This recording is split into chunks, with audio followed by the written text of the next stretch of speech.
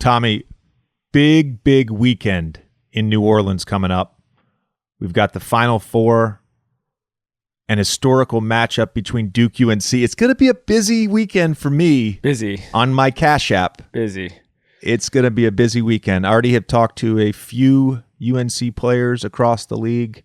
Hopefully, I will be getting several $100s deposited into my Cash App account after Saturday night's game. I could think of one sandwich place in the city of New Orleans that you may be going to where if you go with somebody else, they may have to pay you for a certain sandwich in Cash App. Shout out Turkey and the Wolf. Shout out Turkey and the Wolf.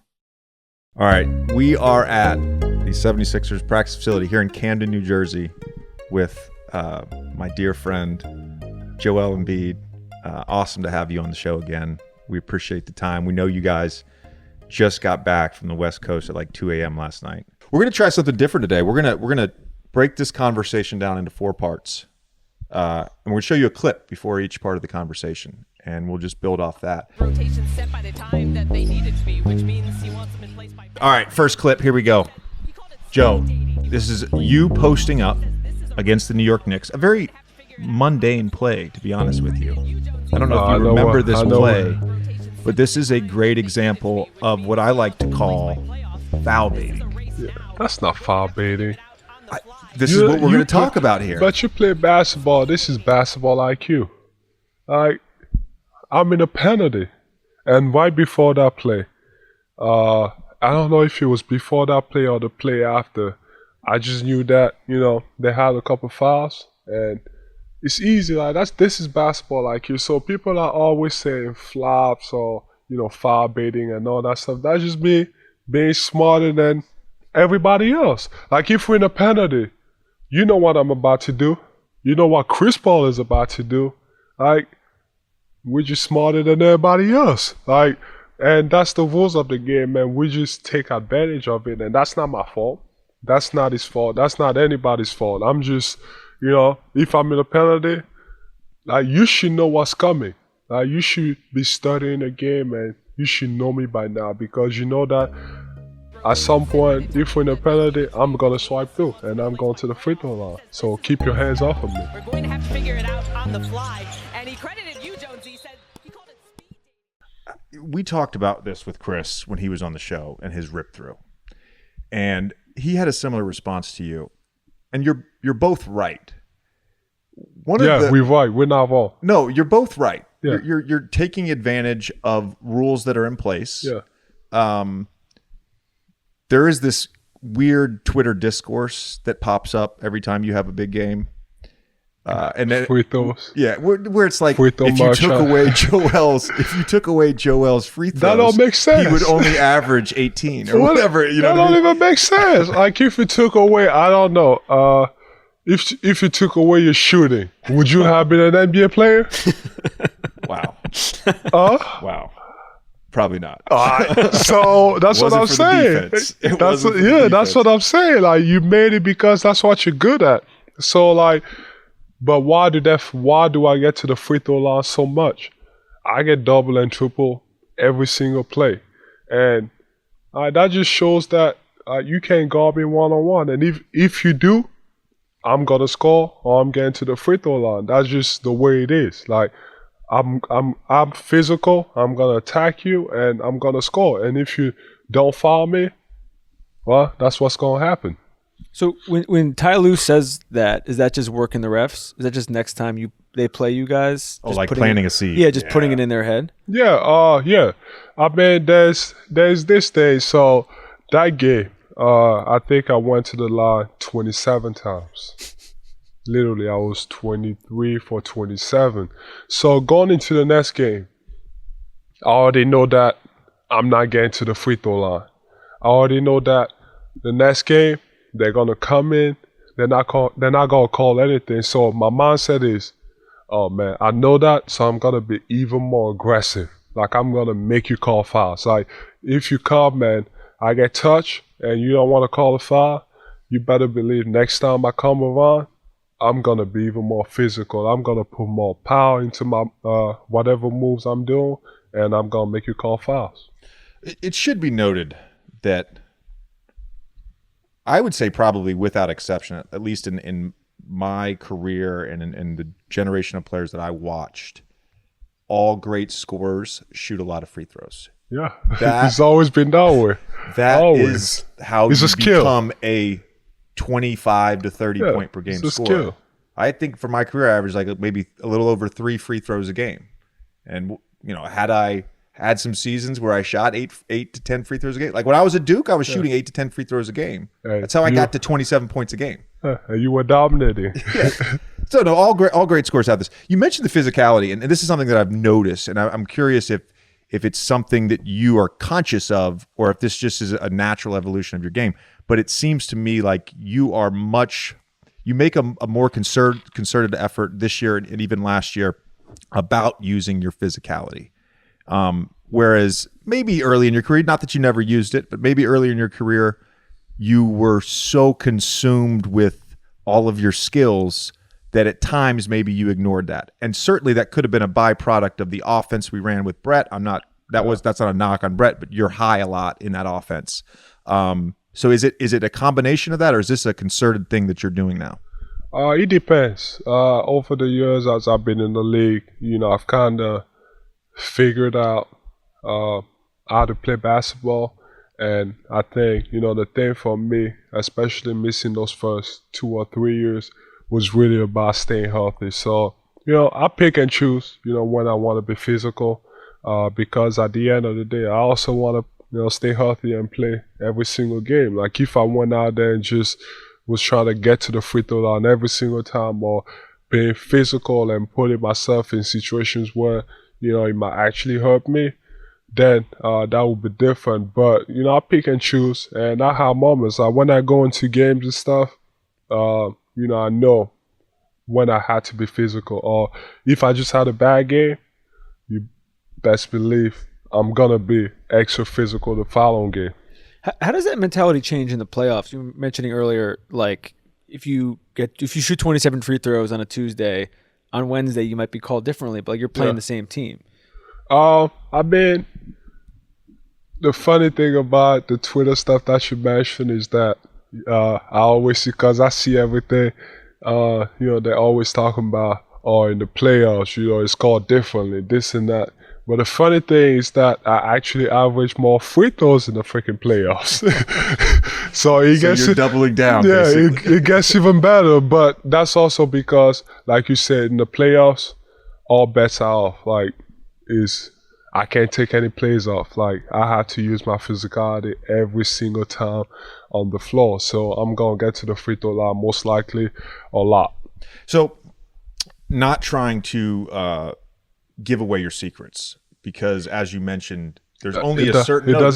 But it doesn't matter. I can give it away. Still won't be able to stop me. I agree. There's only a certain amount of players that have the intelligence in the field to do this. How do you mentally process this, though? And that's one clip, and I found 8 that we could have used for this part. But one of the things you're reading is your defender's hands. Yeah. You're reading where the help defense is. If you spin, where the hands of the help defender are. If there's an open lane to pass to a teammate. If there is just maybe a face-up shot. Like, how does that mental process work when you get the ball on that left block? So I take this clip, for example. I'm playing against a rookie. He should know, because every team that we play, they always talk about, as soon as I catch the ball, keep your hands off of him. They already know. He should know that, but I also know that he's a rookie. So I know that, and he's pretty physical, so I know that he's going to try to use his physicality and all that stuff. So before I even get the ball, I already told my teammates, I'm like, just give me the ball. Then, before that, I already knew I was going to the free throw line, because I knew they were double teaming me and they were coming from the top. And you can tell, Julius Randle was right there, and he came as soon as I went baseline. So in that situation, we always talk about, me and my trainer, we always talk about, you shouldn't predict whatever moves you're gonna do before you actually do it.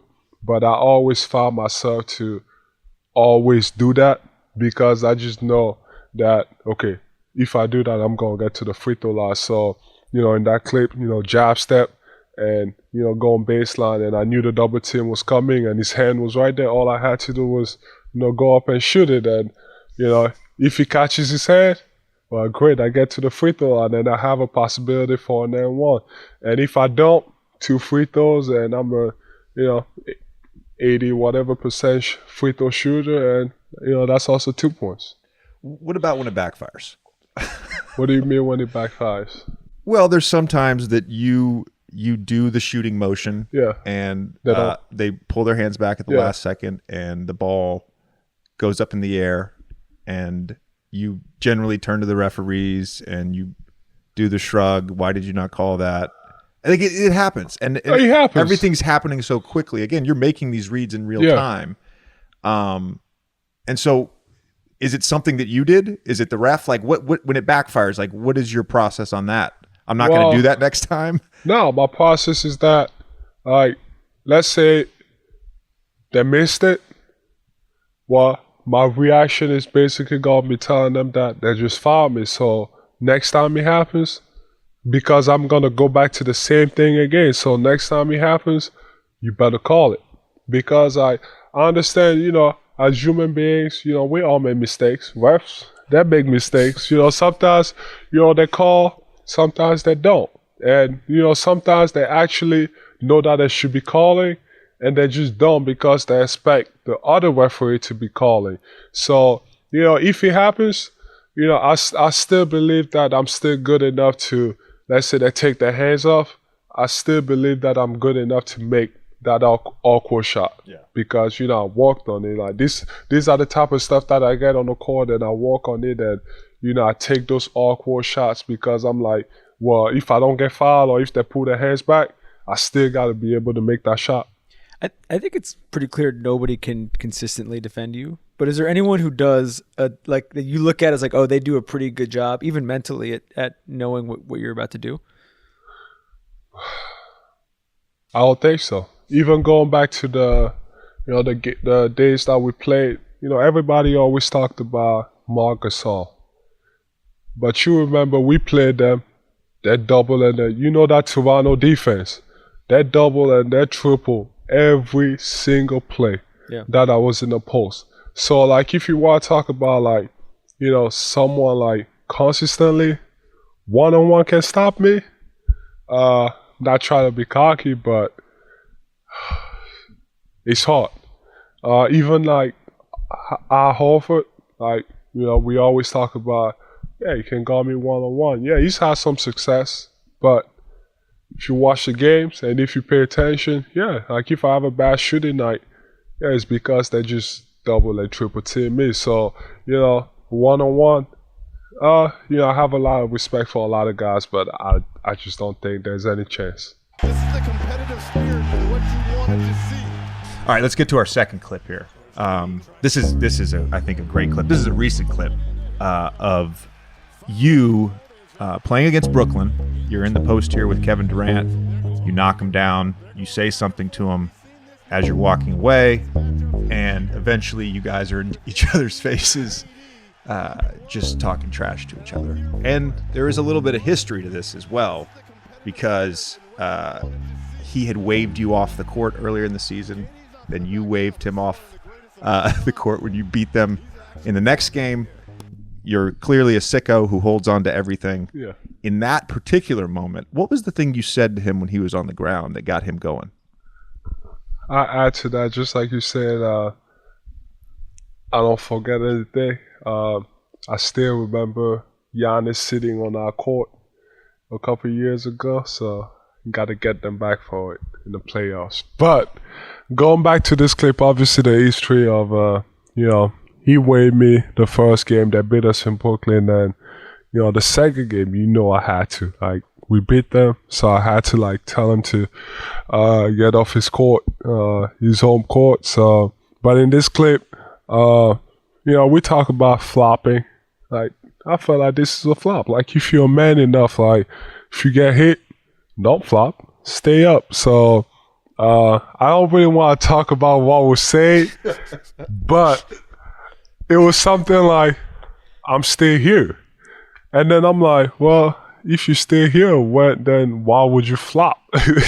Like, it doesn't make sense. But I love KD. Like, I mentioned it so many times. Like, I think I can do everything on the basketball court. And, if there's someone else, especially when you consider size and stuff, and if there's someone else that can do the same stuff and better, that's probably one guy that I would think about. Yeah.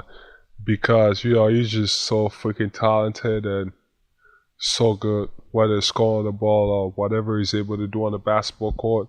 So I have a lot of respect for him. But I love playing with him. He's always talking trash for no reason sometimes. Like, he make a bucket and he's talking trash. Like, that's just the way he plays. Like, I love his intensity. And, knowing me, I kind of, play the same way. And I love talking trash. And I love everybody. I love letting them know that, I'm here. Like, I'm dominating you. And, that's just the way it is. Back and forth. They're going back and forth. We've seen this before in the previous match. The reason I brought this clip up, one, it's super interesting. You have two of the, 2 or 3 best players in the world going at it toe to toe. It's awesome. Wait, 2 of the 3? 2 or 3 of the best, 2 of the 3 best players. That's why I said 2 of the 3. Who's the third? Wait, so if you say 2 of the 3, so that means I'm either 1, 2, or 3. Yeah, and that means me and KD, we only 2 and 3. So who's the number 1? No. Oh, I see what you're saying. I'm saying I'm not going to make an argument about who the 3 best players in the world are. I just want to know who's up other there. people make that argument. I'm just saying, in my eyes, like you're one of the 3 best players in the world. And so is Kevin. That was my point. So I'm not going to get into 1, 2, 3, 3, 2, 1. It's not I just want to know who's the third. Jokic. Jokic. Oh, okay. Jokic. Where's come on. Giannis? He's in the next group. I mean, he's like, but it's so hard. There's too many good players now. There's too many good players, Joe. Oh, that's a Finals MVP. That's too many good players. 2 times MVP, Finals It is MVP. back in ESPN mode. That's crazy. We'll get to this later in the conversation. The reason I highlighted this is Joe. Just turned that on you. Wow. I think we got the new host of the show. This is what I'm talking about, though. Like, this perfectly highlights you are a troll asshole. Like, this is the highlight of that. JJ's shook on his own show. I'm not shook. He just proved my point. I was going to get to this. But it doesn't make sense. He could have easily said, 2 best players in the league. Or, 2 of the best players in the league. But he said 2 of the 3. And I wanted to know the third. That makes a fair point. It's interesting, Joel, because now that I have this day job where I go on ESPN, we get into these debates all the time. MVP, Rookie of the Year. Last week was Rookie of the Year. MVP is By the way, who's your MVP? We'll get to that in a second. Oh, it's okay. it's the 4th segment of the show. Just relax, guy. Relax. Okay, we'll get to that. But my point is like there's always like a demarcation line. Like, you're always going to leave somebody out. Yeah, for sure. And when I talk about a team, it's like, who are your contenders in the East? Well, here's the 3 teams that I think can actually win it. Well, what about? And you're like, okay, they're 4th. Fuck, they could be 4th. And then it's like in the MVP conversation, people are like, well, what about so-and-so? Can he be in the conversation? Yeah. Sure. How many players do you want in the conversation? There's 3 players that should win MVP this year, right? There's 3. Everybody brings up Ja. Great. He can be in the next group of guys. He can be part of the conversation. DeMar can be part of the conversation. Book can be part of the conversation. They all can. But there's got to be a demarcation line. Yeah, and there's not me shitting on Giannis because I said he's maybe the 4th best player in the world. And there's always that recency bias. Yes. Where like someone has a good game and everybody just goes crazy and all that stuff. No, we were beholden to this now because ESPN is 24/7, Twitter, Instagram is 24/7. So it's everybody is a prisoner of the moment right now. I try at my best to be big picture. When we first had you on the show, this is way back when we were, I think, maybe my first year or second year as teammates. I can't even remember. Yeah. This is way back when. A lot of what we talked about was you as the troll, and this was specifically on social media. And there's an element to it, of course, with you on the court. Am I accurate to say, though, that you have grown in that regard, specifically on the court? Like, I watch you play now. Your demeanor your emotions, your body language. Like, it's all so constant. This is an example of you sort of going out of that constant. Yeah, for sure. I've changed a lot over the years. In the past, as you know, I used to be all over the place, whether it's talking trash and, cussing people out and, there's only a few guys that can really bring it out of me, and he's one of them because he's just talking, nonstop. He really doesn't stop, and I love that about him. I love that energy, and he's competitive. He knows how good he is. He knows literally no one can stop him, and he just uses that to his advantage. But in the past, I think what changed a lot is also being a dad. Being a dad, wanting to set, good example. That's why I stopped cussing and all that stuff, just because I'm like, I don't want my kid to cuss. I don't want him to, come home and, start talking crazy. Like, that's just not the way I want to raise my family. So that had to change. You were all shit talking team. If you were to make a top starting 5 of shit talkers in the league, you can either count yourself or you don't have to. Well, Draymond has to be on there. KD. The way I also look at trash talk is like, you gotta back it up. Like, I mentioned one name. No disrespect. I know what you're gonna say too. Who? No, you Say it. I want to know. No. You say it. Say it. You talk. I swear you're gonna say Patrick Beverley. Yes. Like, I feel like, it's all fun and all that stuff, and it's good for you guys, on TV to talk about the next morning or wherever that is. But it's like, I feel like if you can back it up, like, I don't know, to me, like, it just feels weird to be in a position where, like, you always talking trash nonstop. But, like, are you gonna back it up? Like, are you gonna, come down and, like, get the ball and fucking go score on the person, and then go on the other end and, lock him down and talk more trash?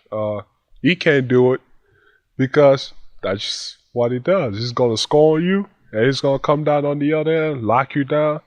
There's a few guys that can do it, but I don't know. Draymond, KD, I really can't think. Is there anybody else? I have 2 other names. CP and Book. I think Book is low key. Yeah. People don't realize. I don't know. I don't think people know that he talks a lot.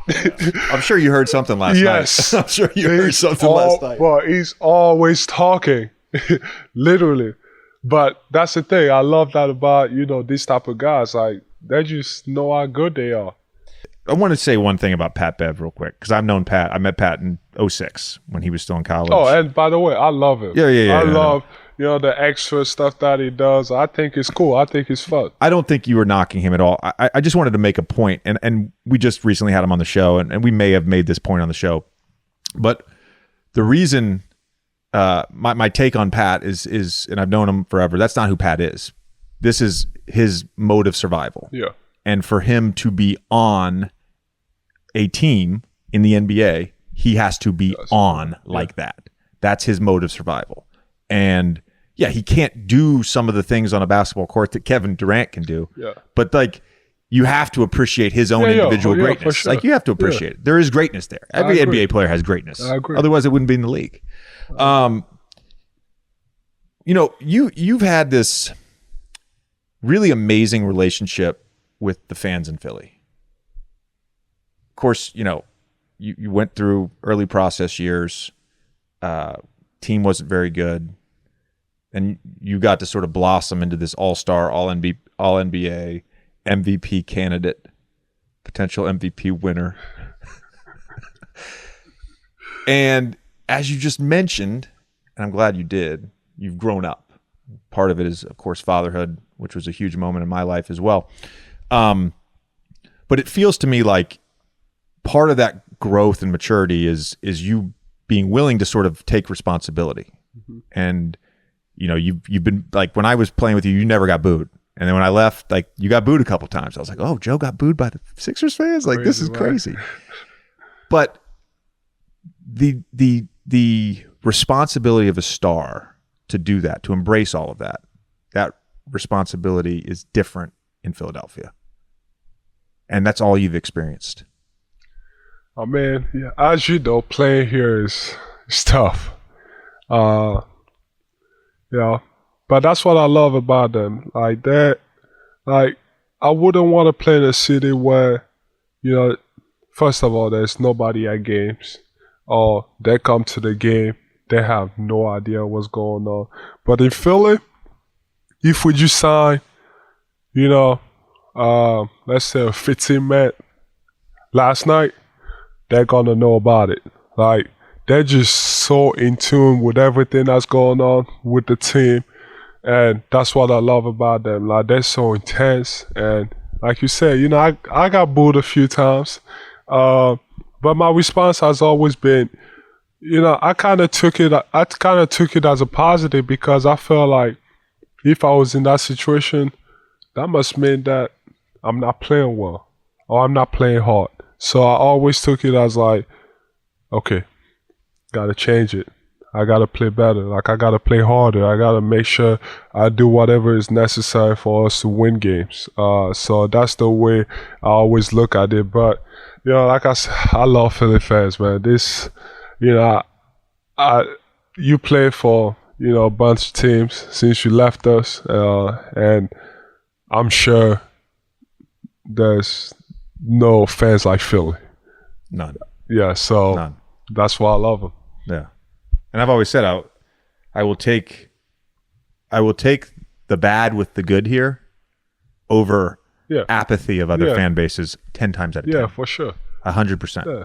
But I don't want to sit here and harp on any of the Ben situation, but I as a follow-up to that question, do you feel like part of the reason that Ben wasn't maybe as beloved or got a lot of shit from certainly a certain contingent of Philly fans was because they didn't feel, I'm not saying Ben did or didn't, but they didn't feel like Ben really embraced that responsibility of playing in Philly and that relationship with fans?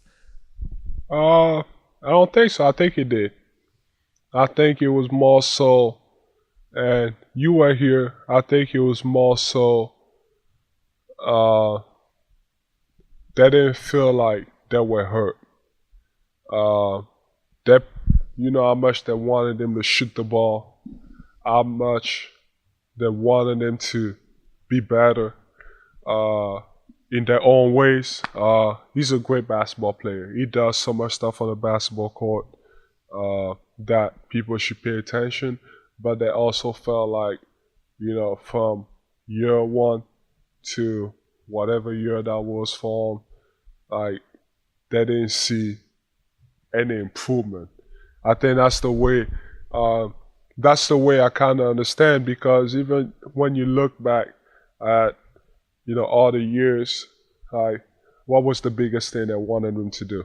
Shoot threes. Shoot threes or free throws whatever that shooting. was. Shooting in general. Shooting. Yeah. So I think they just felt like he had been so long and there was no changes. I think that's what kind of started the whole thing about, everybody being mad and all that stuff. But I feel like I think he embraced them. I don't know. I don't know if they felt like it was genuine or whatever, but I think they felt like I feel like he embraced them. I do too. I think you nailed it. I think that is if we were to sort of summarize the frustration of the Philly fan base, it is that they did not see the growth. And certainly in the 2 years that I played with him, I saw growth. Mm-hmm. Watching him become one of the best defensive players. And you saw it his first year, our first year here. Yeah. Like, I saw it. You saw glimpses of it. There was a possession. I remember he was on DeMar. He shut him down, couldn't get a shot off. He ended up switching on to Serge, in the post. Serge couldn't move him. Yeah. We got a shot clock violation, and it was like, whoa, that's who Ben could be. Yeah. And you see that growth, but it was that non-growth in shooting. Yeah. And that was the frustration. I think you nailed it. For sure. Ben to me, I mean, you know, I love Ben.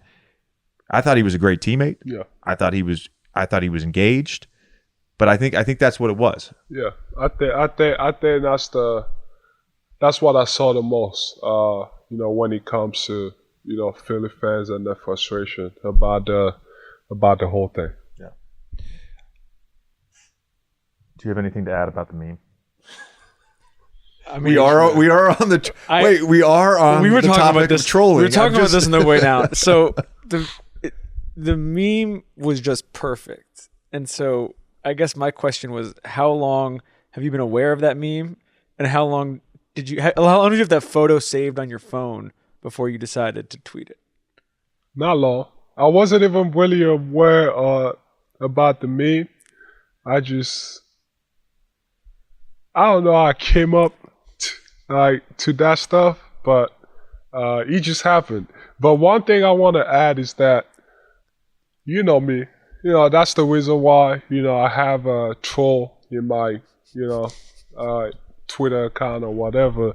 I do everything that I do is like, it's not personal. Yeah. Like I just love having fun. Like he's just like whatever. Like before I send out any tweets, myself, I'm, you know, on the floor in my freaking living room, just dying, laughing about, like, because I know that people are gonna go crazy. To me, it's like so funny. Like I just do it for fun. Like it's not like I'm not trying to, like, even back in the day, like I wasn't trying to disrespect anybody. Like I just did it because like that was big. That's my personality. Like I love having fun, and I think, you know, those type of stuff are fun.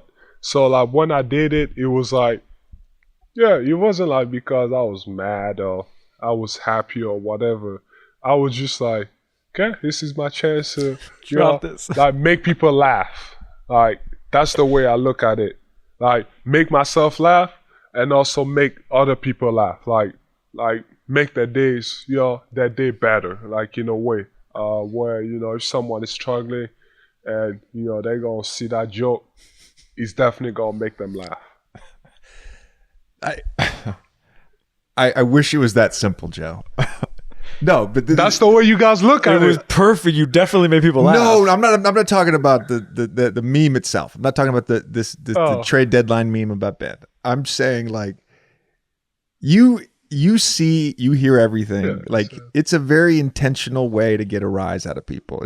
You're not brightening people's day, Joe. You're getting a rise out of people. I agree with you. I think you are. I think you do, not with that in particular, So but you do. what was your reaction when you saw it? Did you laugh?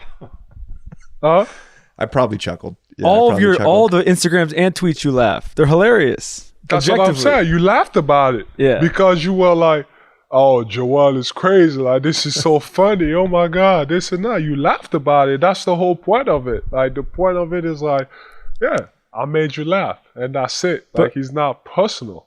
I also feel like people have been saying about, take this situation out of it, people have been saying about you on the internet like that for a while. Like, your timing is remarkable for someone who's a professional basketball player. I used to do a lot all the time. Yeah. But nowadays it's like, nowadays it's like, it's just timing. It was like the Instagram locations. It was like small stuff. Back in the day, it used to be a lot all the time. Like nowadays, I don't have time. Like I see everything, but I don't go on social media. Like I don't use Instagram, like Twitter or whatever. Twitter just because I want to, like, you know, news and stuff. But I don't use it at all. So like, to me, it's like, it's all about timing. Yeah, it makes it better though, because when you decide, we were talking about this on the way down, when you decide to do it every 3 months, it's way more powerful than if you're tweeting about everything all the time. For sure. that was funny. You and Josiah Johnson, just the two greatest. Well, you met the guy from the meme, right? Yeah, he was an all-star. Yeah, I didn't know much about the meme. Like I saw the picture and there was a lot of reaction about it, so I kind of had to like study it a little bit, and then I kind of saw what he meant, and then I was like, you know what, that could come up in, you know, a certain scenario. Yeah, a certain scenario. So I'm like, All right. Well, that's a perfect scenario. And, but like I said, it's just for fun. It's not personal or anything. When did you get the sense that the Harden trade had a real chance of happening? Because those teams, 76ers and Nets, obviously, but the 76ers and Nets had been posturing, and Daryl seemed hell-bent on getting a top 10, top 20 player for months. So when did you sort of get the sense that, holy shit, we might get James Harden? Not until it happened. I believe that just by saying everything you guys report, I believe that there was a... Wait, hold on. Everything you guys report? Yeah, Are you talking? I'm not a reporter, Joe. You know that, right? Breaking trades. I'm not a reporter. You're part of the media, so you're people. Oh, man.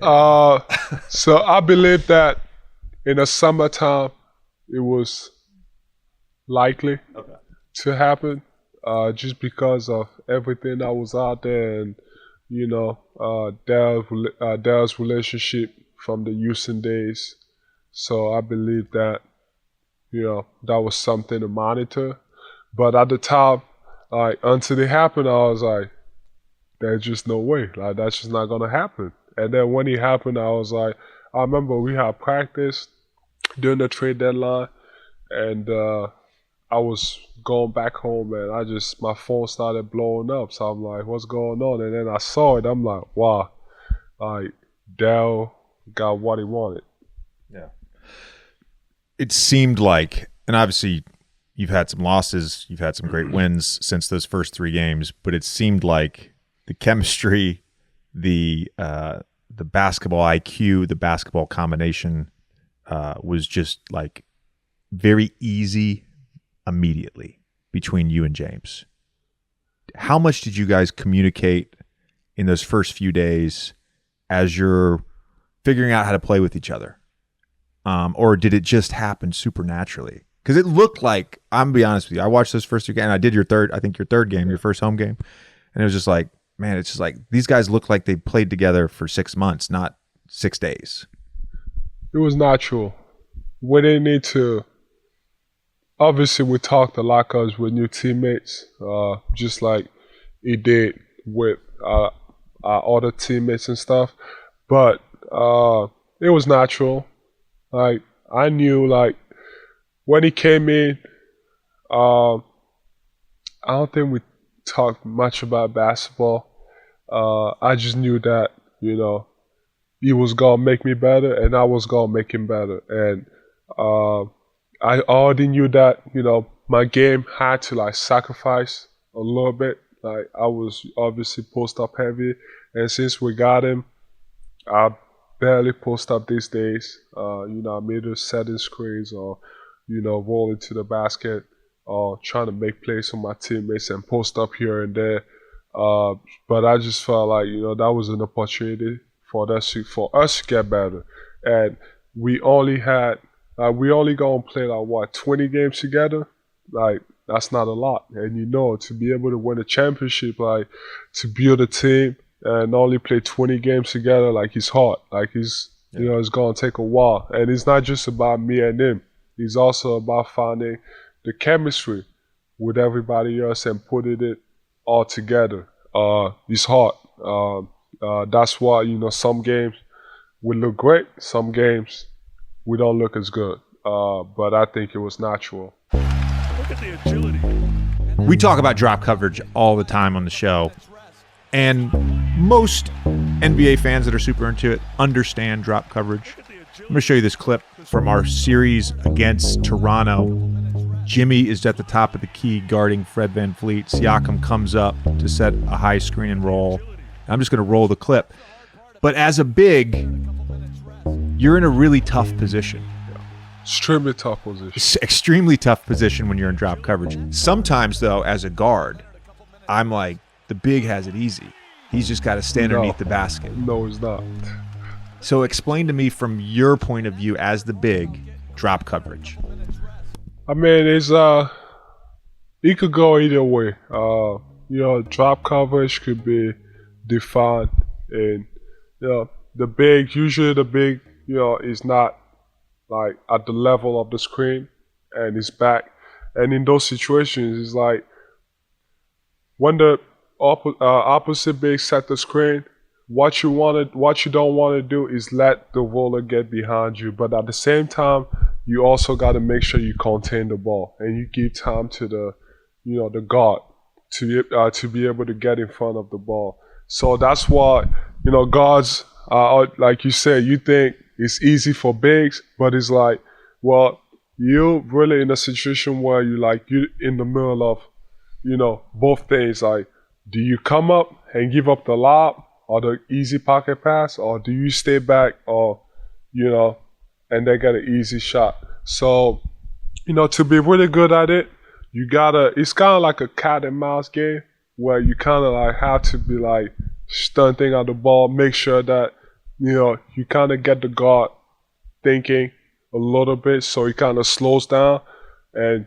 you hope that your teammate is able to get in front of the ball again. So it's almost like you have, you don't have a lot of room for error, because if you don't position yourself the right way to start off, you're done. Yeah. Like even in that clip, like I just happen to be, have quick fit and to be able to recover. Like you did a pirouette. You did a basically. 360 pirouette. Yeah, so, to recover. Yeah, but you're right. It was as you came up into the coverage, you were probably a foot too far to the right. Yep.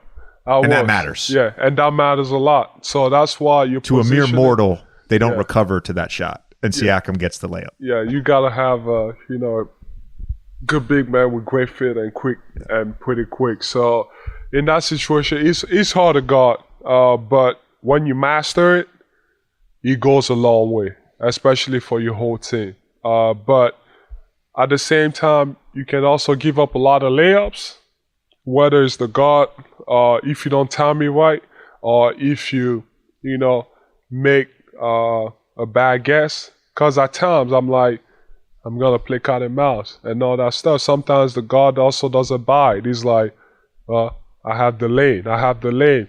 And then by the time you kind of like back enough and you don't have time to jump to try to block the shot, they get an easy layup. Or if you come up at the last second and your guard is lazy, they get an easy dump off for easy dunk. And that's the hard part about getting Kawhi Leonard a couple minutes rest. Blocked by Embiid. Certainly, teams ran drop coverage prior to the three-point revolution, and Shaq's a great example of that. Especially late in his career with the Lakers and Cavs and Suns, like he was all the way back in the paint on pick and roll coverage. But the strategy behind this, of course, is you want to contain the pick and roll to basically make it a 2v2, 2-on-2, where the other three players who are generally spaced behind the three don't have to pull all the way over. This is sort of the antithesis of the 2008, 2009, 2010 Celtics defense, where they went super strong side, and then all of a sudden you're in rotation on the weak side once you skip it. So that's the goal. You want to funnel the guard inside the 3-point line and rely on a mid-range pull-up rear view contest. It's a shot profile. Exactly. Yeah, that's the shot you want. And as a guard, I always felt like I was at such a disadvantage because I'm a smaller guard. And I'm not Matisse, I'm not Ben, where these guys, if I wasn't directly on the hip, like I'm done. And so if there's any separation, like I just didn't have the length to really bother that rear view contest, and it made it tough. And sometimes I watch even you guys now with like Maxey. Yeah, he's like a little guy. But sometimes it doesn't matter how well you do it. When you play against someone like Chris Paul, sometimes it just doesn't matter. You're just too smart. You're just too smart, and he understands basketball, and he understands everything on the court, where he's like, he's gonna get to his spot, and it's all about him making a shot or missing it. He's going to manipulate. Yeah. We talked pick about and that roll. with him. Yeah. Basically. Well, we played him last night. How long do you think it took in your career for you to feel fully comfortable instinctually in terms of, we're talking about the guessing game and like the cat and mouse? I think I've always had it. Since I've been in the league, and I always kind of joked about it, but I'm being serious. I've always felt like as long as I'm on the floor, it doesn't matter who's on the floor. It doesn't matter if there's 4 bad defenders. We're going to have a top 10 defense in the league. So, like I'm saying, when I'm on the floor. So I've always felt that way. And I think, you know, from the start, obviously the first 2 years kind of helped because I was, you know, sitting there and kind of watching and, you know, figuring out. But, you know, that's the way I've always felt. Joe, you said top 10 defense, and I actually looked this up today. It's better than that, actually. Top 5? Well, I went back and I looked at your individual defensive rating when you're on the floor, points per 100 possessions for each year of your career. And then I compared that number to the number 1 overall defense in the league. When you have been on the court, your first 5 years of your playing career, obviously you were hurt for your first 2 years, but your first 5 years of your career, when you're on the floor, you have the equivalent of the number 1 defense in the league. Well, better than the number 1 defense in the league. This year, you've dropped to 4th. I'm sorry about that. So when you're on the court in your career, your teams have the equivalent of a top 4 defense, which is remarkable. So yes, you have had that. Okay, so why don't I get the respect for Defensive Player of the Year then? You got to play games, Joe. You got to play enough games. Okay, so this year I played. You know, that was the thing that was always holding me back for, you know, all this stuff. And now that I play games, but I think it's also because my offensive game, I've gotten to another step where it's like everybody's forgets about the defensive side. And like I've had to change like my first year or my second year, I think I finished top 3 in Defensive Player of the Year. But I think it's because I was like loud about defense. Like I was like going after every blocks. Yeah. Like I was like so engaged, like trying to block every single thing. But nowadays it's like I'm just smart about it. I just felt like I just figured out that I don't need to block everything. Like I could just stand there, use my size, and like just, you know, like use my size to make sure that no one gets in the paint or that miss an easy layup or floater and all that stuff. So, like even when you look at this year, it's like probably Draymond, if he would have played enough games, he probably would have been the Defensive Player of the Year. And well, when you look at okay, who's next in line? I don't know. Like no one has really solidified themselves. Where does your defensive box plus minus rank against Jokic? I don't know. I don't know. It's for you guys who advanced stats. There he is again. The with nerds. you guys. With the you guys. Joe, I don't have a vote, buddy. I don't have a vote. I'm not a real media member, but you're guy. part of the media. But that's what I'm saying. Now I get pissed about it because like my goal coming into the league was like I want to be Defensive Player of the Year. Like I never thought I had any chance of being the MVP of the league. Like that was never my focus because I was like, no, I'm gonna be average offensively, and then defensively, that's when I'm really gonna show people that I deserve to be here.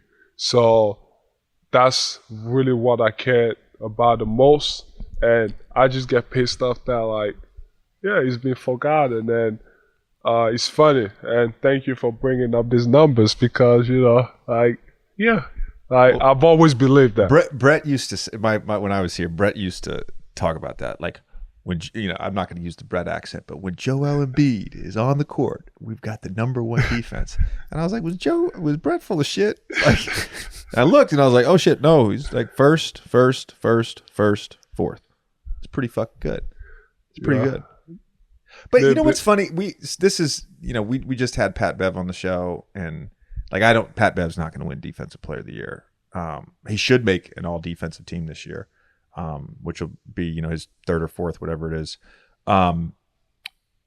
It's really hard to figure out the Defensive Player of the Year because Gobert does something very unique. It should always go to a big.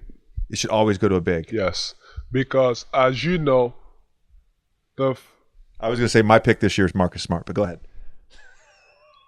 The center controls the whole defense. Calls out the coverages. If he's smart enough, he should know all the other plays or most of the other teams' plays because he knows what's coming. He calls out all the coverages. He, stops everybody at the rim, which is the layup is the easiest shot, in basketball. And if you stop that, that's the key. So I feel like there's a reason why he's won a bunch of Defensive Player of the Year because that's just like the big always controls everything. You can have like one great individual defender on the team as a guard, but that doesn't make your whole defense. Right. To have a truly elite defense, a smart, as you said, intelligent big is a prerequisite. Yeah. Like it is a necessity. And by the way, you can have, I've seen this, like you can have 2 or 3 good wing defenders and have a bad team defense if you don't have a good big. So I'm not saying I agree with your take that only big should win Defensive Player of the Year. Saying only big. But I get why inherently they are more valuable on defense than a perimeter defender. Yeah. Because again, like my defensive rating, when I was on the court, we most all my minutes were with you, and like I had a great defensive rating when I was here because I played with you. Like it wasn't me. It wasn't me. See, but that's what I'm saying. Like that's the most important position on the defense, and I feel like most time than not, you should probably go to a big. But yeah, Besides, thank you for giving me my respect because that's I gotta win at least one Defensive Player of the Year in my career. besides his crazy arms, like his arm length with Matisse, what do you think makes him so good defensively? And are you surprised at how fast he's been able to pick it up since he came into the league? Nah. I mean, he's got length. He's quick. He's got great hands. His reaction time is amazing. He's got all the tools, and I've said it so many times. Like, although he's not a big, I believe that he has a chance to, win Defensive Player of the Year. Like he just does a lot. Like, whether it's guarding the other team's best player, every single night, he just does a lot on the court. All right, let's run our 4th clip here. Joel, as most people know, you didn't start playing basketball until you were 15 years old. You got discovered essentially at Luke Mbamute's camp in Cameroon when you were 16. And you came over to the States, and the first team you were on, I believe you were on the JV team. Yeah. You believe you're on the JV team. This clip has made its way around the interwebs, but take us through this play right here where you catch the ball with an easy dunk and you find yourself completely underneath the backboard. Again, you big fan of the pirouette there, and then you throw the ball and it's a turnover. Like your court awareness could not have been worse at that age. Yeah, man, you gotta give me some credit though. You want credit for that play? Yeah. I had you started playing basketball at 16. That was on my first year playing basketball, and I'm playing JV. So, but I really don't know what happened. That's the thing. I just thought, I had enough time for a quick, dribble, 1-2 for a dunk, and by the time I jumped, I just found myself behind the backboard, and I had no other chance, no other way but to freaking try to throw the ball, in bounce for and hope that my teammate caught it. But I've come a long way, as you can see. You have come a long way. You have come a long way. I remember Drew said this one time where he said when you guys work on a move or when you're working on different aspects of your skill package, the ability and the quickness with which you pick stuff up is unlike anybody he's ever worked with before. That is an incredible starting point, though, to be that far behind at 16. Yeah. When did it start to sort of click? When did the feel, the footwork, the ball handling, the touch, all those things that that make you so good? When did it start to click? Probably not until I went to Kansas. And I still wasn't showing it during the games and stuff, but I was like in practice and stuff, I was working on it and I was kind of using it. So when I went to Kansas and we had this type of practices, so one day coach would be coming in and was like, the only people that can shoot the ball is Wiggs and me. So like I've always used that time to kind of work on everything, because I was like, well, if you're saying that during practice I'm the only one that can shoot the ball and Wiggs is on the other team, then my teammates have to foul me and I have to find ways to score the ball. So that's when I started feeling confident and I was like, okay, I can do whatever I want. Okay, now it's time to like use whatever I saw, whether it was from, you know, the old players, Akeem. And back then I was always sticking to like big men. Like, so I was watching Akeem, Dirk, Pat Ewing, like all those guys. So that's what I stuck with. But I think that's when it kind of started clicking, where it's like, I could do all these moves like Akeem. You're just like, oh shit. But even then, I'd imagine that you couldn't have envisioned being this good. Oh no. Oh, like as one of the top 15 to 20 players in the world. But when I got to college, I was like, I had yeah, that's for the joke. Doesn't get to me. When I got to college, I really didn't start believing in myself until my first game against OKC. Because when I got to college, I had our first scrimmage as a team. It was okay, but I got dunked on really bad by Tariq Black. And I remember I told coach after, I was like, I need a red shirt. And going into college, I thought I was going to be there for like 4 or 5 years. And I was really trying to use that experience to try to get a degree so I can make something out of my life and go back home and, have a great job and, make my family whatever money I could make over there and take care of them and myself. So I never thought I had any chance in basketball because I started off so late.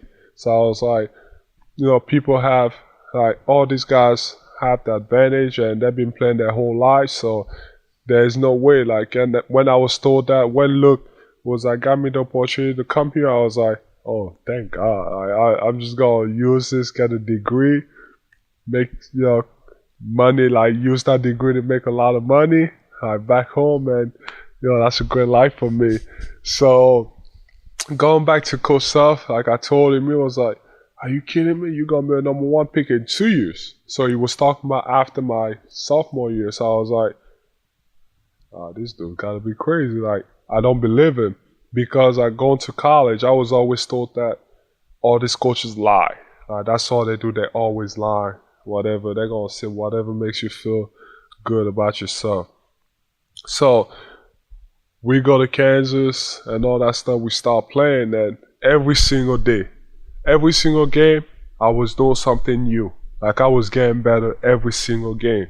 So, and I'm always thankful of like Wiggs, because going into college, he has so much hype, and like they were like, he's the next LeBron. And then I was like, I kind of used that to my advantage because we had so much scout every single day coming to watch our practices, and they were watching us, and when they were leaving, they were like, who's that guy? There might be something there. Yeah, like, who's that guy? Like, and you know what I was doing? After practices, I would take the ball, go to one court, start walking on all the dream shakes, show them that, yo, I got this. Yo, 1-on-0? Yeah, 1-on-0. Y'all better be watching me like, dude, fade away, bang. Hook shot, like pull up, this and that. So I was showing them that, like, there's me here. It's not just Wiggs. You better watch me. So I'm always like so thankful of him because I don't know if, he didn't have all that hype. I don't know. I could have ended up. Maybe I would have been here, but under different circumstances, or maybe I wouldn't have been a first round pick. So you never know. And as you know, the NBA is always all about. It's also about luck. Like if I would have gone to a team where there was like established, where I wasn't allowed to make mistakes, I don't know if I would have been at this level and, gotten so much better. But yeah, I didn't start believing until I actually stepped on the court. To that point, did you have a Tariq Black-esque moment in the NBA at all? Injuries, take the injuries out of it for a second. Just where something happened on the court where your confidence was shaken even for like a minute? On the NBA floor? Yeah. No. So like once you were here, you're like, nah. Since I stepped on the floor and I had that first game, and the whole city was like behind me, and they were going crazy. I was like, oh, I'm here to stay. If you own a business, you know there aren't enough hours in a day to waste playing phone tag. The list of customers you need to reach doesn't get any shorter, especially when business is good. That's why local businesses everywhere turn to Podium. Podium makes every interaction as easy as sending a text, so everything that makes your business great can get done faster. Podium isn't just a better way to communicate, it's a better way to do everything. Gathering reviews, collecting payments, and even marketing to your customers. Podium makes it all as easy as pressing send. You won't just free up more time, you'll grow your business and get more done. With Podium, you'll close deals with customers before the competition even has a chance to call them back. Join more than 100,000 businesses that already use Podium to streamline their customer interactions. Get started for free at podium.com/oldman, or sign up for a paid Podium account and get a free credit card reader. Restrictions apply. That's Podium, PODIUM.com/oldman. Hey y'all, we all have places to be, but some of those places require you to dress in something more than old, torn up sweats and your favorite t-shirt. We get it, you want comfort and style. Well, Indochino is your answer. From weddings to work functions to weekends out on the town, it's always the right time to dress to impress, especially in clothes that fit you perfectly. Indochino makes high-quality custom-fitted suits, shirts, and casual wear, all at a surprisingly affordable price. You can customize everything from suits and shirts to chinos and bomber jackets at prices more affordable than you might expect. I just had to go to a very nice function, and Indochino hooked me up with an amazing suit. It was custom made and fit perfectly.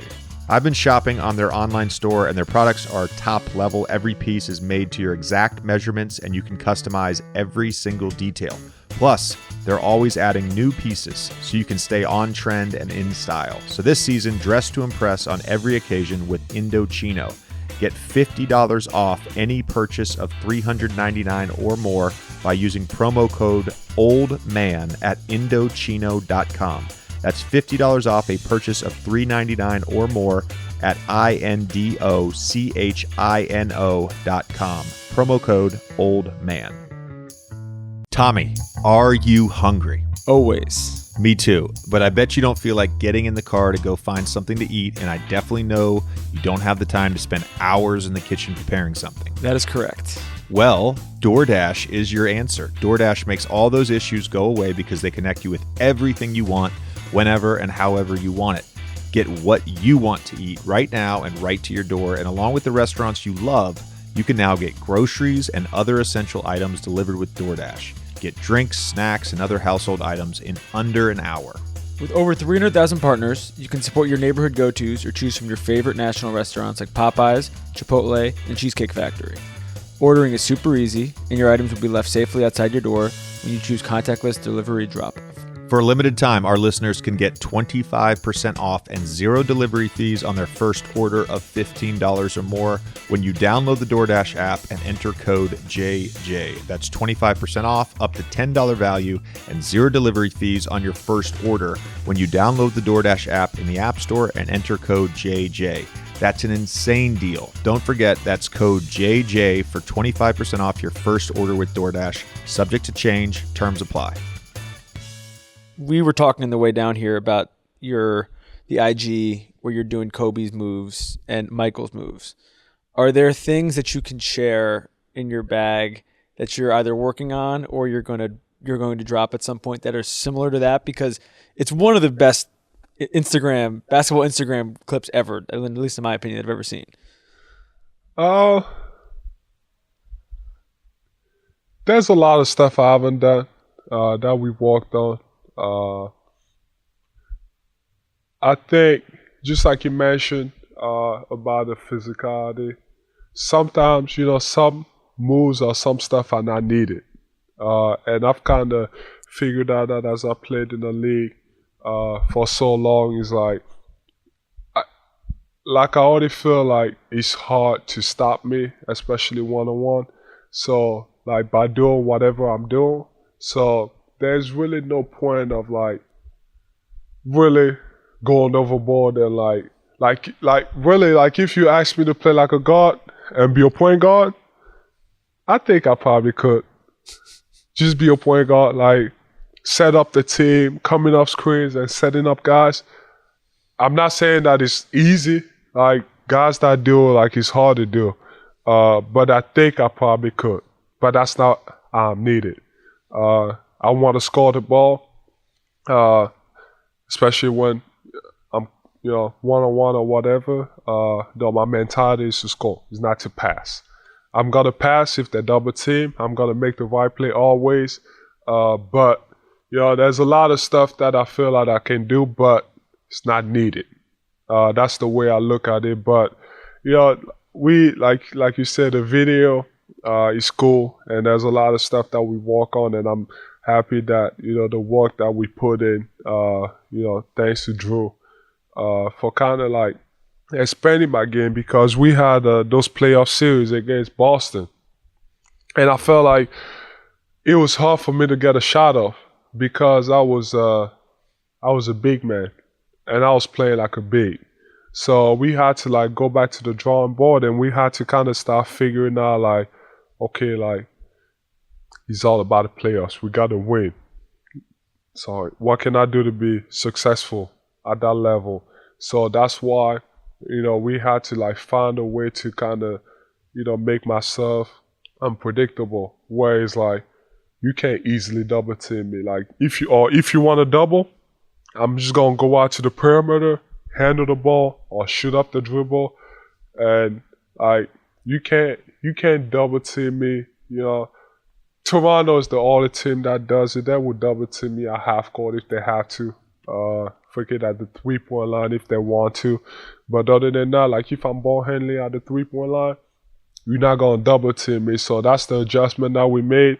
And we had to work on whatever moves or whatever is going to be needed for me to be successful playing that way too. It's a great answer. In the context of all the things we've talked about here, the late start, your confidence being shaken at Kansas, of course, your injuries and going through that. Does the MVP carry significance to you beyond just the award and the honor, but based on all of your history over the last 10 years or so? Does it carry more significance because of your background? Yes. And he has to. Just thinking about, obviously you said, starting to play so late. And I wasn't supposed to be here. Like, I was supposed to be really a professional, not professional volleyball player, but I was supposed to try to be a professional volleyball player until Luke came back and he had a camp.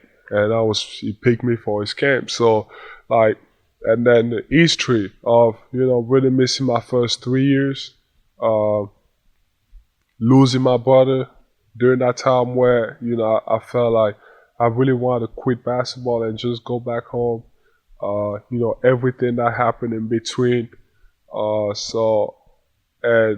the way I grew up, being from Cameroon, Africa in general, like we don't have all this. This is like like even if I would have played basketball growing up, like we don't have like indoor courts. Like everything is outdoor, and we don't have baskets. It's like the conditions are not great. So and then I feel like I would be doing this for the whole continent. Like he's like the only other one is Akeem.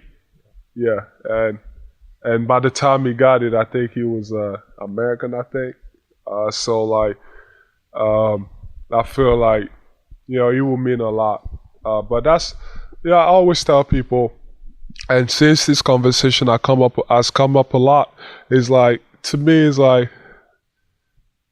That's not really my focus because that's something I can't control. What I can control is go out on the court and win every single game and do whatever it takes.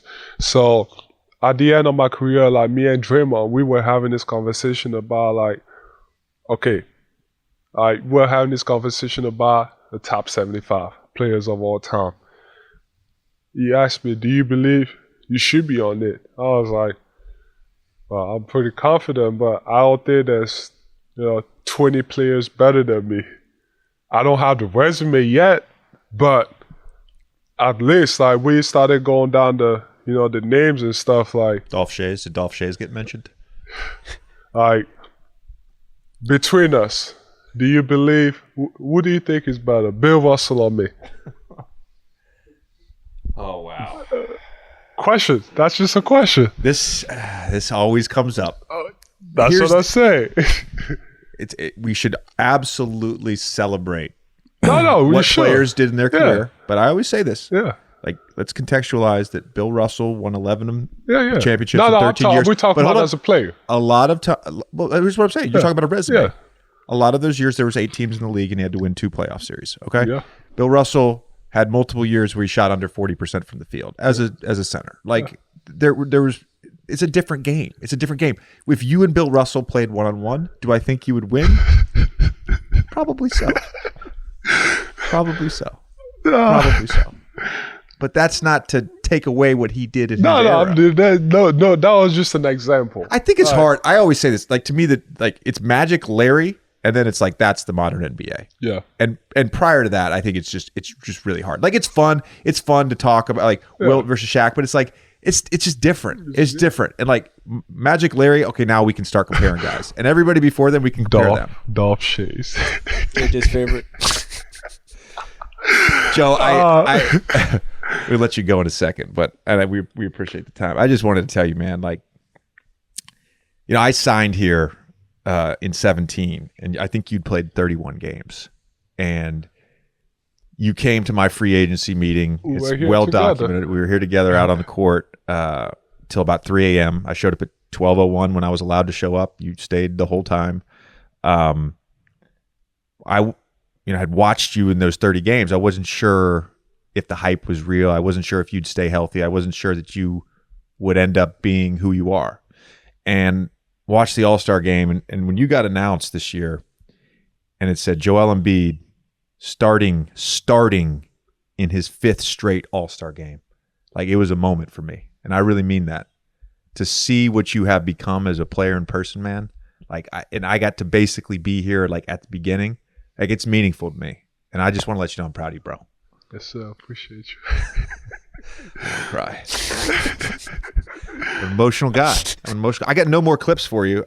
One last quick thing. So let's say you and Drew work out for an hour or 2 hours in a workout. Like how much of that time is dedicated strictly to foul baiting? Is it like 50% of the time, 75% of the time? To what? To foul baiting.